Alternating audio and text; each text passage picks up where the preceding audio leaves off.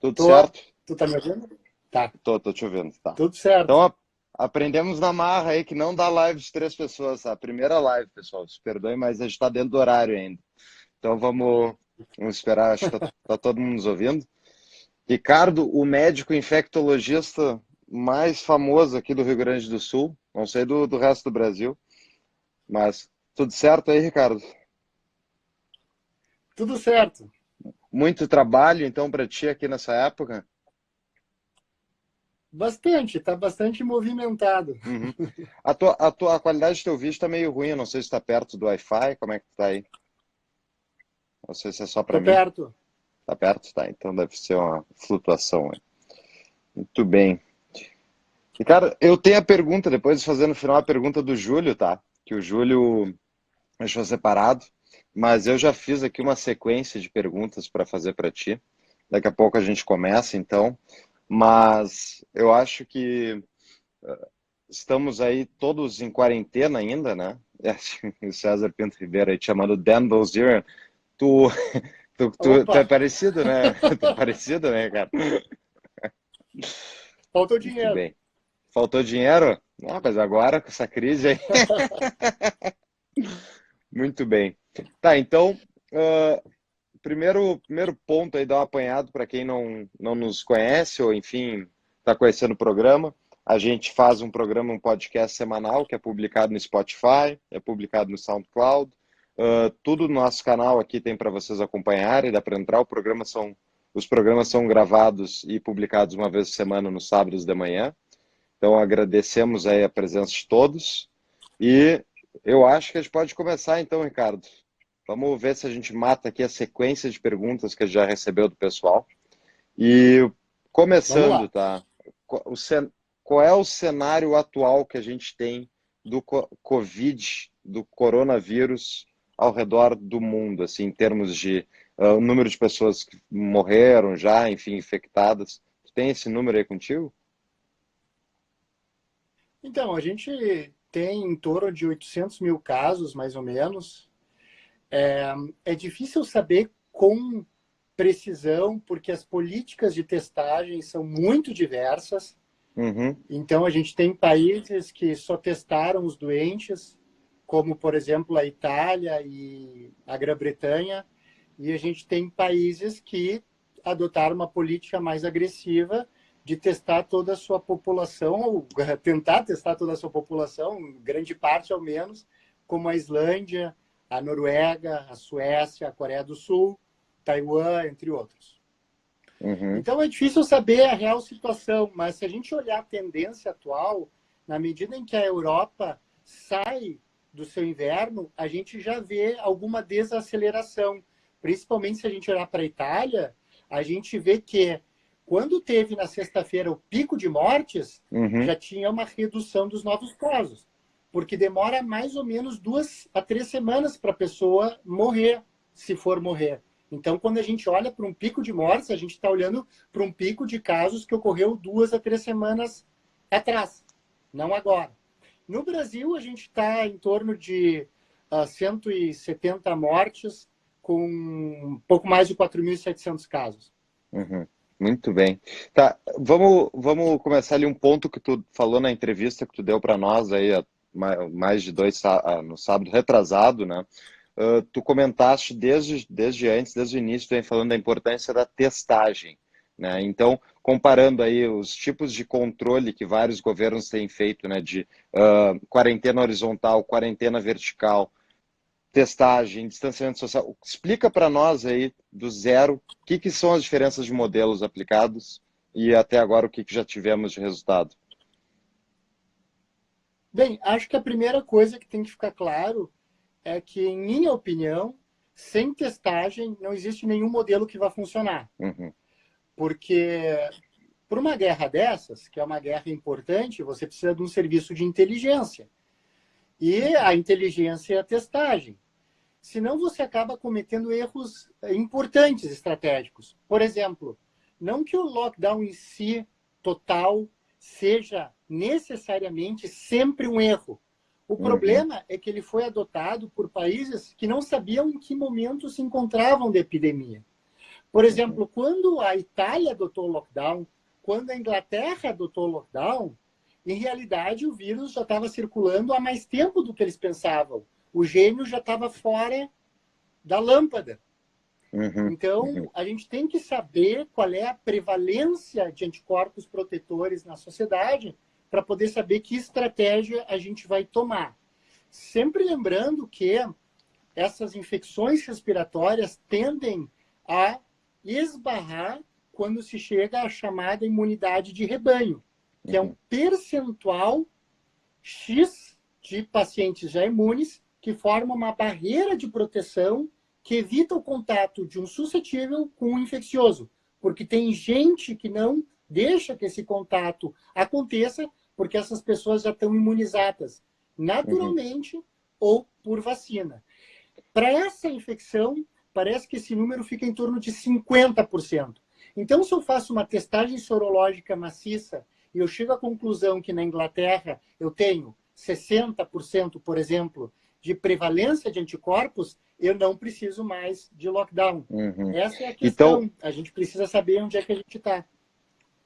Mas então uma pessoa pode ter entrado em contato com a doença, não ter adquirido, enfim, não ter ficado com a infecção, né, em si, ela pode ainda assim estar transmitindo ou ela só transmite se ela estiver contagiosa?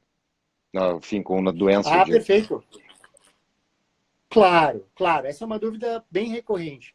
Na verdade, quem tem sintomas é mais infeccioso. Porém, quem não tem sintomas tem 55% da infecciosidade de quem tem sintomas, o que é bastante. Ainda mais se a gente considerar que 85% não vão ter sintomas ou vão ter sintomas leves. De tal forma que, do ponto de vista absoluto, 80% das infecções foram adquiridas de alguém sem sintomas ou com sintomas leves que não foram testados porque não preenchiam os requisitos de testagem de seu país, caso o país tenha uma política restritiva de teste. Então, essa imunidade de rebanho, e tu falou que essa parede que protege as pessoas, então, de basicamente contraírem a doença. Então, vamos explicar um caso prático, né, para ficar bem claro. Uma pessoa entrou em contato com outra pessoa que estava infecciosa, né, que passou para... Ela entrou em contato com o vírus. Ela não desenvolveu a doença. Isso quer dizer que ela está imune dali para frente? Olha, primeiro, é muito importante a gente saber que nem todo contato resulta em infecção. De fato, um estudo mostrou que só 5% dos contatantes se infectam. A maior chance de determinado contato é que não resulte em infecção. A questão toda é que a pessoa vai ser contatante em várias ocasiões ao longo dos dias, até que, eventualmente, ela tenha uma chance maior de se infectar. Sim, de tantas tentativas é uma hora certa. O César ali fez uma pergunta que até tu havias comentado quando tu gravou conosco, né? Foi, acho que o lockdown estava para começar e tal, e tu comentou, olha, o importante é reduzir o número de contatos com outras pessoas. Tu não havias proposto que se zerasse, tu havias proposto que justamente diminuísse o contato, até porque tu alertou para um ponto, que é o que eu tenho uma dúvida que eu também tenho, se a gente, ao fazer a quarentena horizontal, como se chama, que estamos aqui todos em casa, enfiados em casa, sem poder entrar em contato com outras pessoas, a gente não está justamente diminuindo o R de infecção, a quantidade de pessoas infectadas a um nível que pode arriscar ter uma segunda onda de infecções no inverno? A nossa sorte é que, como a gente não testou as pessoas, quando a gente entrou nesse lockdown, que nem dá para dizer se é lockdown ou não, porque é muito difícil definir, provavelmente o vírus já estava circulando. Então, é improvável que ele resulte no efeito que teria o lockdown se ele tivesse sido feito logo no início. Se ele tivesse sido feito logo no início e não houvesse circulação viral, haveria o risco, sim, de ter uma segunda onda. A questão toda é a seguinte: existem modelos que funcionaram com espécies de lockdown localizados, como na China, onde eles fizeram lockdown em Wuhan, na província de Hubei, porém, eles testavam as pessoas para poderem desfazer o lockdown, tanto que eles abriram agora. E existem lugares onde, digamos, as liberdades individuais foram respeitadas ao máximo, como na Coreia do Sul, onde eles não fizeram lockdown, mas eles fizeram testagem maciça para conseguir compensar o não lockdown.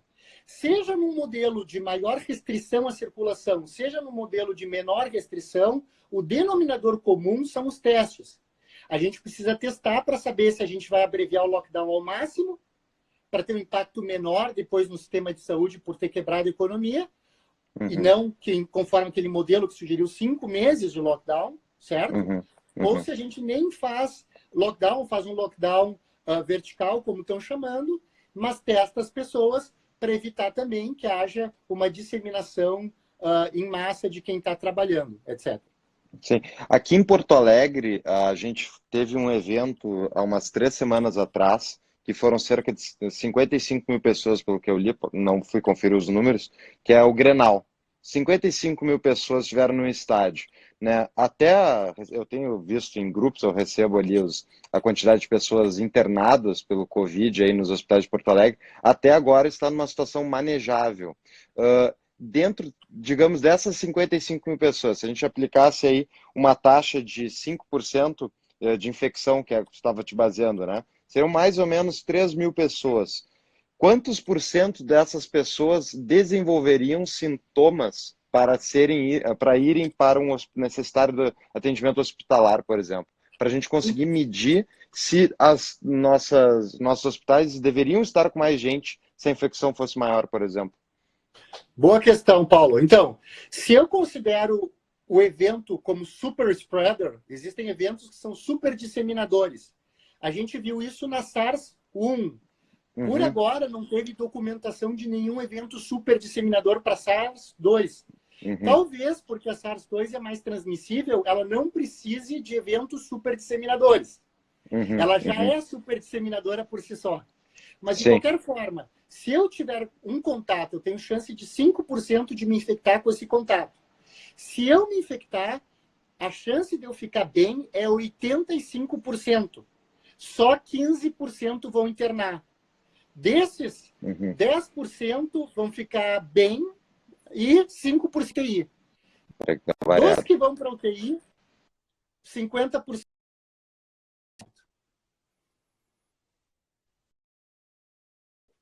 Deu uma cortadinha, desculpa. Não sei se o pessoal ouviu a resposta aí, mas conseguiu gravar. Tá, então a dúvida aqui, até fizeram aqui já nas perguntas, tiveram vários estudos indicando que as máscaras, a adoção de máscaras de forma geral pela população ia ajudar a impedir a disseminação do vírus. Está correto? Estão corretos os estudos? Na minha opinião, Paulo, são duas frentes. Testagem, para a gente saber quem está infectado, quem está imune, quem pode voltar com segurança, e medidas de controle de infecção. A máscara entra nas medidas de controle de infecção. Olha, Taiwan usou álcool gel, máscara, e monitoração agressiva da temperatura. Tu passa por uma porta, medem tua temperatura várias vezes ao dia. Então, se tu tá doente, tu vai para casa. E essas medidas parece que funcionaram sim. Ah, entendi. Vamos voltar ali na resposta anterior, até que o pessoal comentou ali que deu uma cortada, né? Tu estava falando sobre a taxa de infecção, eu usei o exemplo do Grenal. Então, se puder recapitular aquela parte ali. Como é que funciona, então, essa infecção por rebanho, digamos assim, digamos, de um evento grande? Num evento grande, as pessoas entram em contato com várias pessoas. Pode ser rave, pode ser Grenal, pode ser...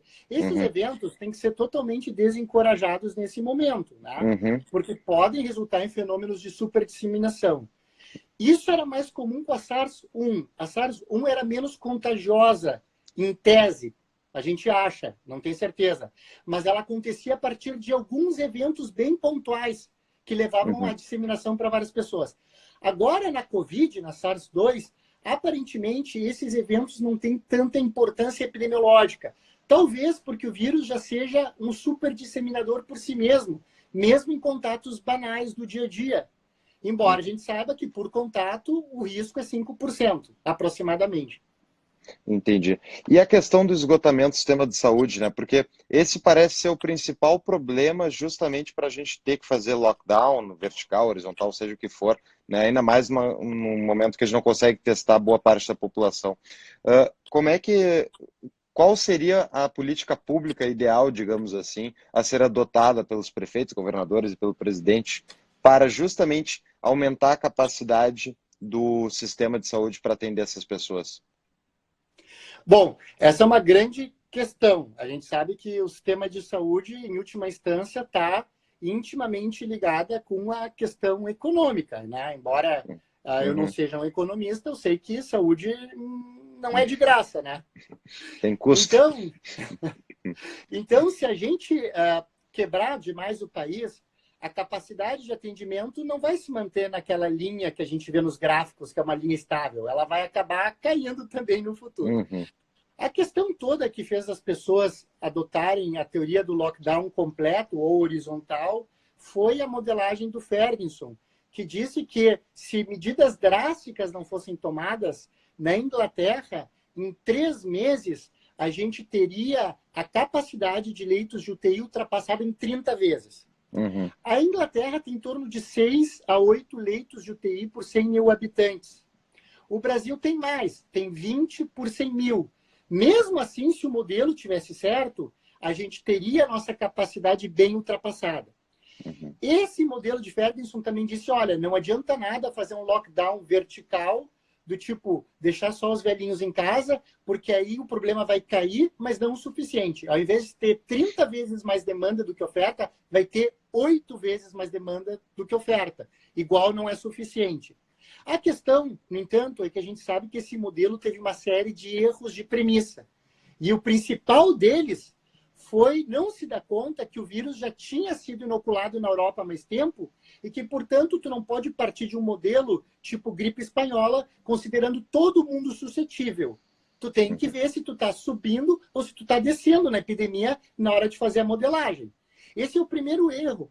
E uma outra coisa que os governos deveriam levar em consideração, na minha opinião, respondendo à tua pergunta, é que dá para extrair muito mais do benefício de isolar o doente. Por quê? No modelo de Ferguson, como ele foi feito na Inglaterra, onde só se diagnostica o doente, ele não teve como atribuir todo o benefício de diagnosticar o doente e o não doente mais infectado.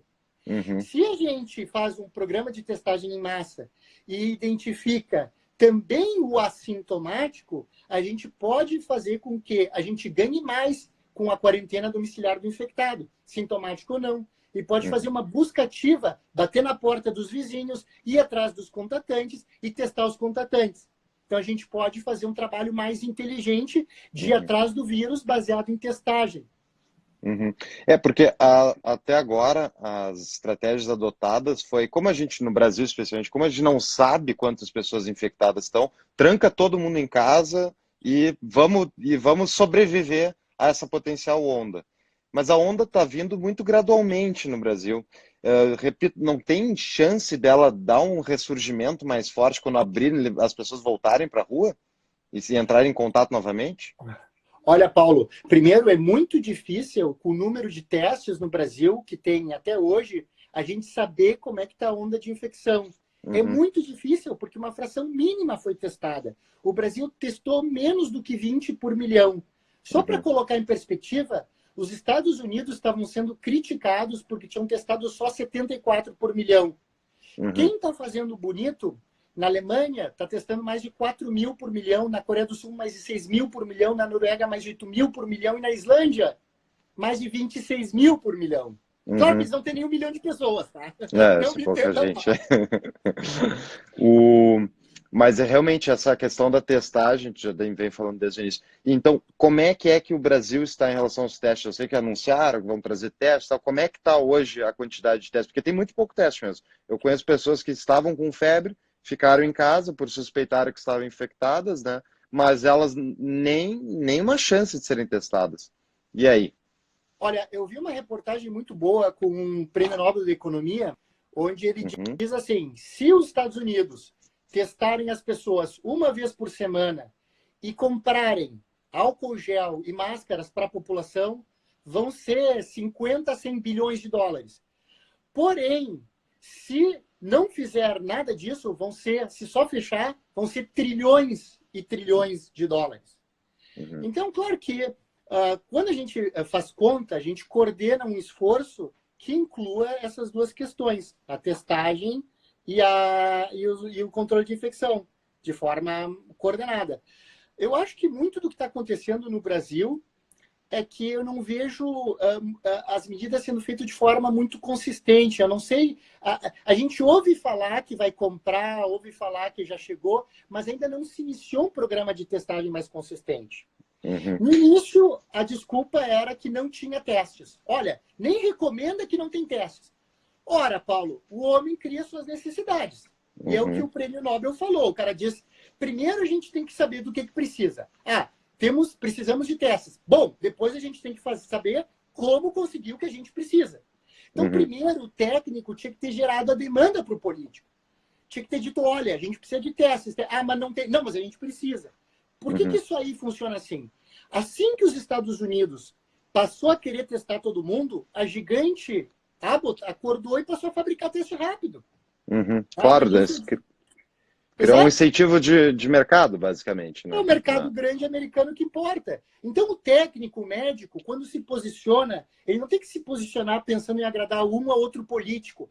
Vou perguntar para o administrador do hospital se tem teste. Vou perguntar para o prefeito se tem... Não, diz assim, sou médico, estudei, precisa de teste. Mas precisa de teste. Não, precisa de teste. E como é que eu vou fazer? Não sei, tu é o político, eu sou médico, estou dizendo que precisa de teste, me dá o teste. Para não perder o nosso toque libertário, né? Já que eles já estão com o dinheiro roubado da população lá, que eles usem para alguma coisa de útil, né, Ricardo? Vamos lá, existe uma questão de carga viral em relação a, por exemplo, o pessoal da área de medicina, até perguntaram aqui, a área de medicina está exposto mais seguido e tal, como é que é essa questão da carga viral? Aumenta a chance do cara ter uma doença pior? Aumenta a chance de se infectar. Isso é fato. O que a gente sabe? Primeiro, o médico, como é exposto mais frequentemente, ou como exposto a aerosolizações, porque ele está no ambiente de intubação, de reanimação cardiopulmonar, de fibrobroncoscopia, ele é exposto a cargas virais maiores. Quando a carga viral ultrapassa um inóculo infeccioso, ocorre infecção. Primeira coisa. Segunda coisa, a gente sabe que quem morre tem cargas virais maiores. Provavelmente porque o sistema imunológico não conseguiu lidar bem com o vírus. Por enquanto, os testes que a gente faz são qualitativos, né, de detecção do genoma do vírus. A gente não faz a carga viral. Mas deve ter uma relação com infecciosidade e com gravidade de doença. Tá. E é para aquelas pessoas que estão em convívio, então, ou enfim, então, tem pessoas de grupo de risco em seus familiares próximos, relações sociais, como é que essa pessoa deve lidar com essa pessoa para não passar para o grupo de risco, ou o grupo de risco inevitavelmente vai entrar em contato com a doença? É certo isso? Então, se o grupo de risco ficar em casa, se o grupo de risco reduzir a socialização, quando ele sair de casa, ele tem uma chance maior de encontrar aquele paredão de pessoas já imunizadas para não entrar em contato com quem ainda é infeccioso. Por isso a importância da gente ter essa questão da imunidade de rebanho e expor o grupo de risco mais tarde. Eles não vão conseguir ficar confinados para sempre, mas esse não é o momento deles se exporem. E eles têm que evitar contato também com pessoas que possam transmitir a doença para eles. Por exemplo, nem pensar, tá com o nariz escorrendo, tá com dor de garganta, tá com tosse, e visitar a mãe, o pai, o avô mais velhinho, o parente cardiopata. Isso não faz sentido nenhum. Sim, e a doença, ela vai ter como a gripe, digamos, H1N1, essa gripe, ela vai, uma hora ou outra, vai acabar passando pela população. Qual é o período, assim, que a gente pode estimar que não vai estar mais, digamos, se disseminando? Vai ser quando tiver todo mundo já entrado em contato, só? Paulo, isso é muito interessante. Depende do chamado R0, ou número reprodutivo básico, que é o grau de infecciosidade do vírus. Quanto maior o R0, mais infeccioso ele é. R0 é o número de casos secundários que eu vou ter a partir de um infectado. Por exemplo, se eu estou infectado e eu passo para 2, o R0 é 2. E aí tem um crescimento exponencial e a curva sobe. A gente vai começar a acabar com a pandemia quando o R0 cair para valor de 1. Porque se eu infectado não consigo nem passar para ti, então quando eu me curar ou quando eu morrer, tu não vai te infectar. E o vírus morre comigo, seja comigo vivo ou comigo morto. Então a questão toda é que eu tenho que baixar ele de 2 para 1. Isso é uma redução de 50%. Por isso se fala que a imunidade de rebanho para esse vírus vai ficar em torno de 50% de indivíduos já imunizados, digamos assim.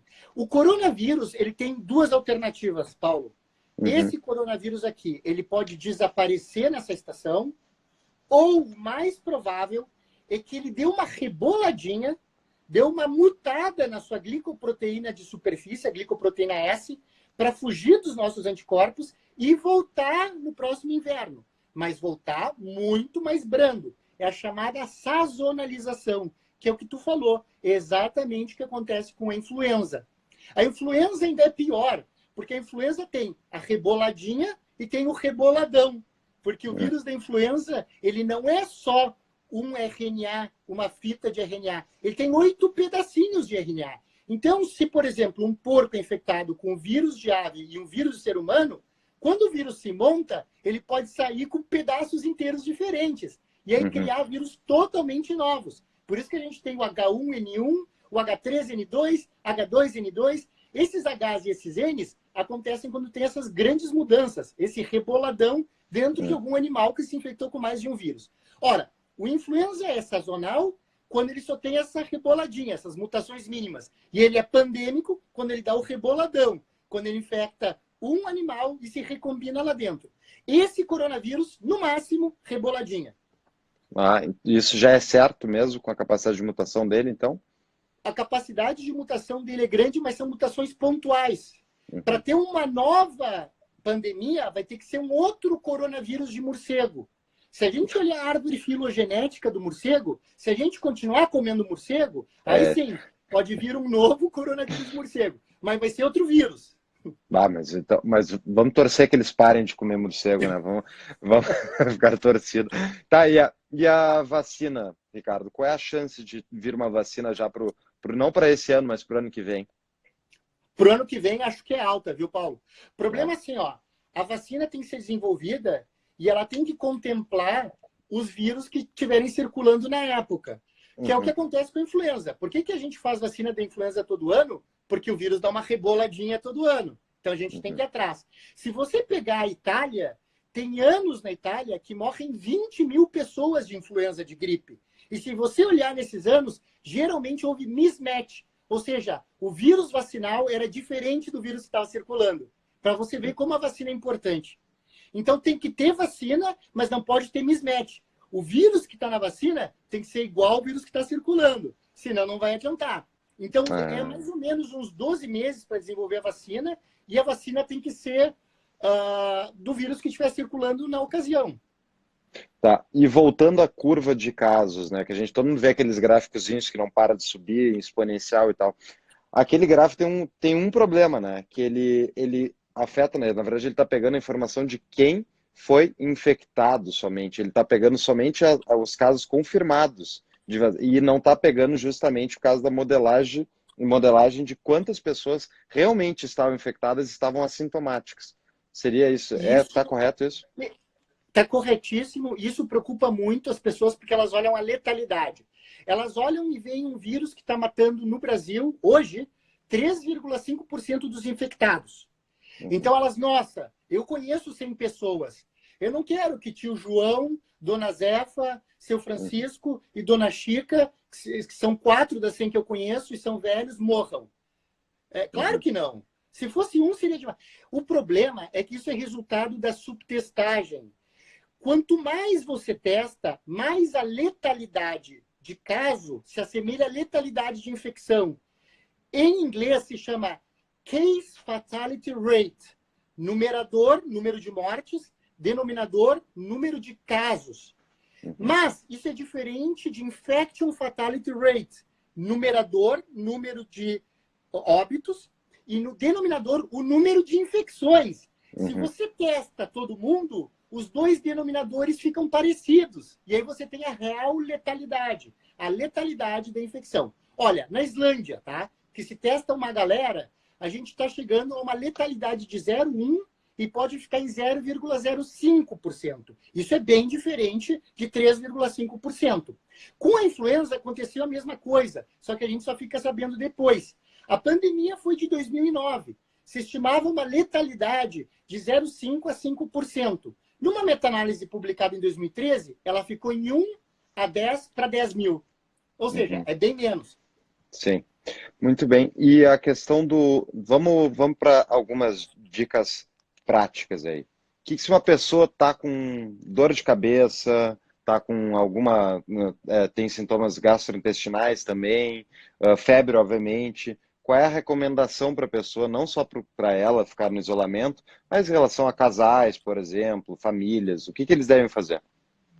A pessoa tem que tentar ficar em isolamento longe das demais, se possível. A gente sabe que às vezes não é, porque às vezes o que ocorre é que essa pessoa é dependente, não tem estrutura para, enfim, ficar em um domicílio diferente, como a Organização Mundial da Saúde recomendou. Mas quem for assistir essa pessoa dentro de casa, coloca máscara, tenta lavar bastante as mãos com álcool gel, etc. Essa pessoa deve evitar procurar os hospitais, a não ser que ela seja uma daquelas 15% que ficam pior. Como é que ela vai saber? Febre alta que não passa, falta de ar. Falta de ar é muito importante, porque o vírus, quando mata, mata de insuficiência respiratória. Ela também não pode ficar em casa morrendo em casa, porque nossas UTIs não estão lotadas. Se ela precisar, ela vai encontrar uma UTI nesse momento. Então, ela tem que procurar se tiver algum desses sintomas de gravidade. Caso contrário, fica em casa que vai passar. Tá, perfeito. E a questão dos remédios aí, que estão todo mundo falando, até tem gente dizendo que tocaram o método científico pela janela, como eu não me lembro o nome do remédio, azitromicina, se eu não me engano, e o hidroxiquil, eu não me lembro qual é o nome. Qual é a história desses remédios aí, então? Então, na verdade, a cloroquina e a hidroxicloroquina, a hidroxicloroquina é parecida, mas é 40% menos tóxica e tem algumas modelagens dizendo que ela é 3 vezes mais potente, mas as duas provavelmente têm ação antiviral. Elas são drogas bem antigas, lá da década de 30, que se usava inicialmente em malária, mas que são muito utilizadas pelas propriedades anti-inflamatórias em quem tem reumatismos. No entanto, tem efeitos colaterais. Então, a relação risco-benefício só vai favorecer o uso para os pacientes que tiverem que internar.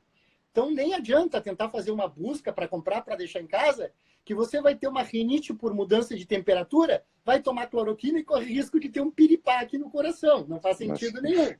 Sim. Então, se precisar, aí elas podem trazer benefício. O problema é que o médico também tem que ver que a infectologia não é cardiologia. Cardiologia tem ensaios clínicos randomizados com 1 milhão de pacientes em cada braço. Estou brincando, é um exagero. Mas a gente sabe que droga A é melhor do que droga B, droga C é menos ruim que droga D, e aí vai. Na infectologia, a gente muitas vezes usa o que se chamam de marcadores substitutivos.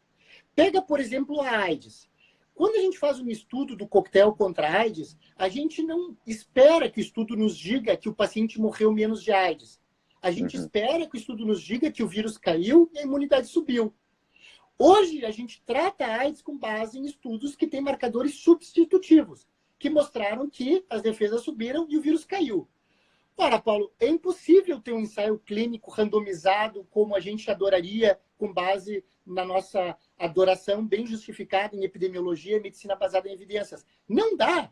Tu tá no meio do incêndio, tu não vai procurar a temperatura, procurar a cor da chama, procurar para ver se é fogo. Tu vai pegar um extintor e tu vai sair apagando. Então é natural que o médico que está na UTI e vê o seu paciente morrendo de insuficiência respiratória e tem um familiar na porta perguntando, doutor, tem alguma coisa para fazer? Se agarre no que tiver.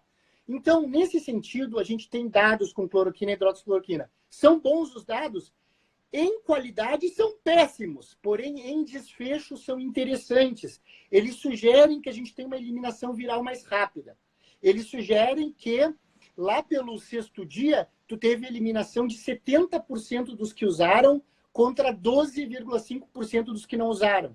Claro que tem N vieses. A gente poderia ficar até amanhã discutindo os erros estatísticos de um estudo nanico, não randomizado. Mas é que não, a gente tem que fazer alguma coisa. É uma demanda, né? O cara está ali na frente, está na fronte de guerra, está sendo cobrado e vai dizer, não vou aplicar o remédio porque não fizeram o duplo cego lá atrás. E É aí uma situação emergencial. daqui a 3 meses sai o duplo cego e, puxa, eu devia ter dado para aquele paciente. Mas tem contra-efeitos, né, esses remédios. Esse é o problema também. Tem efeitos colaterais importantes, principalmente cardiovasculares. Por isso que eu digo, o ideal é tomar fazendo eletrocardiograma, para ver se não tem arritmias. Então não pode se automedicar. Tem que procurar um médico. Tem que procurar um médico, e mesmo que ele esteja bem, não vai ter indicação. A relação risco-benefício vai favorecer aquele mais grave. Entendi. Tá, e a questão ali de exercício físico, saídas na rua, né? Então, tem gente aí agredindo idosos, dá para acreditar nisso, Ricardo? Para o bem deles. Parece que é o para o bem deles. Para o bem deles. Então, porque o idoso está na rua e está um preconceito automatizado. Na verdade, a dúvida é, tu pode tomar um sol na rua, pode dar uma corrida, pode passear cachorro? Ô, Paulo, existem 2 tipos de parasita, tá? Tem o parasita intracelular, que nos inocula seu código genético, e tem o parasita espiritual, que quer nos inocular o seu código moral. É verdade. Essa foi forte. Sobre os randianos. E nos manipular pela culpa, meu amigo. É verdade, é verdade. Olha, mesmo em Paris, que se fez lockdown, eles autorizavam que tu corresse ao redor da tua quadra, porque exercício físico é fundamental. Tem gente que vai ficar muito deprimido, tem gente que vai se matar. Ninguém pensou na saúde mental também. Tomar um sol, dar uma volta na quadra, não precisa correr, não precisa fazer grupo de corrida, Paulo. Sim, pois é, eu vi muita gente reclamando que o pessoal foi no domingo, estava na rua, mas já se viu o pessoal na rua, tem que ficar em casa mesmo. Essa é a instrução, isso aí está sendo cobrado, mas tu pode fazer exercício desde que com distanciamento social. Esse é o mais importante no caso. Qual é o distanciamento social, Ricardo? Então, na própria modelagem de Ferguson, ele coloca que, ele não fala em lockdown, ele coloca que 75% dos contatos sociais deveriam ser diminuídos. O problema é saber, contato social de quem?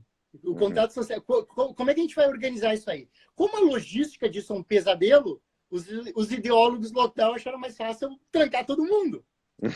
Sim, mas o que eu acho é o seguinte, que tu pode sair para dar tua volta na quadra, para dar tua corrida, que tu, se tu não é do grupo de risco, se tu puder higienizar, se tu andar com a tua máscara numa praça, higienizar a barra com álcool, eu não creio que isso vai ser epidemiologicamente relevante, entendeu?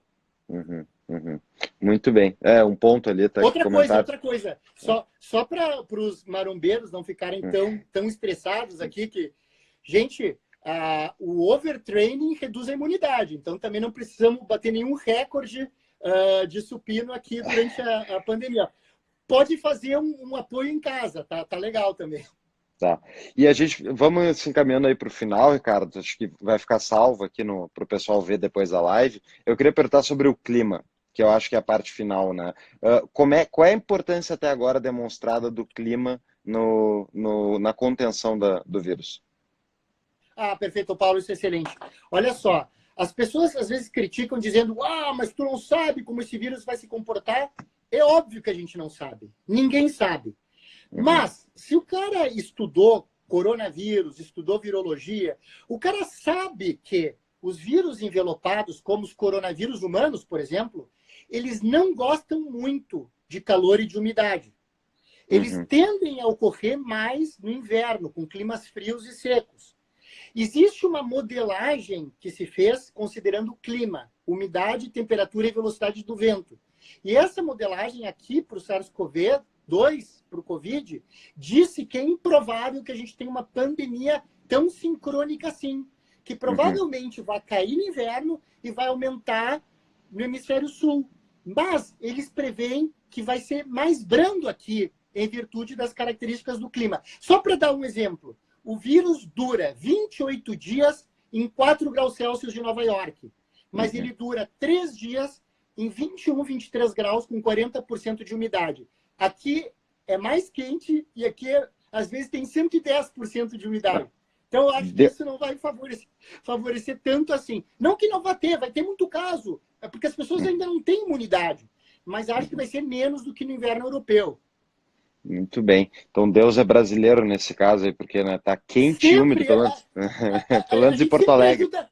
Paulo, a gente é ajudado por tudo, menos por nós. Bom, eu acho que era isso. Tem alguma consideração final, então, para nós, doutor Ricardo Zimmermann? A consideração final é manter a calma, acho que tentar ler, se manter informado.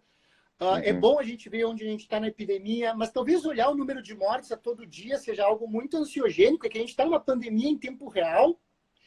E a gente tem que lembrar que a gente está olhando, quando a gente olha as mortes, o que aconteceu há 3 semanas atrás. Então, eu acho que está começando a aliviar na Europa, eu acho que o governo está se dando conta da importância da testagem, e eu acho que a gente pode sair dessa mais fortes e mais pronto para a próxima vez que alguém resolver comer um morcego ou fazer alguma coisa desse Vamos, tipo. vamos torcer que não faça. Bom, pessoal, eu acho que era isso. Agradeço o tempo de todos.